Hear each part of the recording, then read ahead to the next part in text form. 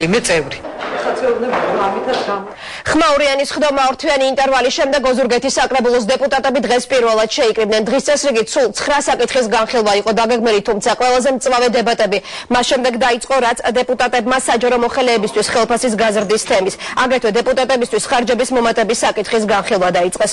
ოზურგეთის მუნიციპალიტეტის საკრებულოს ოპოზიციონერმა დეპუტატებმა ხდომაზევე საკრებულოს თავმჯდომარეს თანამდებობიდან გადადგომისკენ მოუწოდეს, თუმცა ადრესატი ოპოზიციონერი დეპუტატების მოთხოვნის შესრულებას არ აპირებს.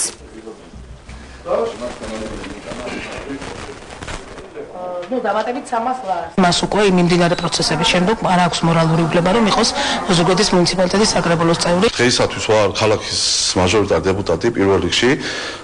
ძალიან ხმათ ვარ დარწმუნებული იმაში, რომ ჩემი ორწლიანი მუშაობის დროს ძალიან ბევრი რამის გაკეთება შევძელი ქალაქისათვის, ქალაქლებისათვის და ასევე რაიონისათვის, როგორც საკრებულოს თავმჯდომარემ და ქალაქში როგორც ქალაქის მაჟორიტარმა დეპუტატმა.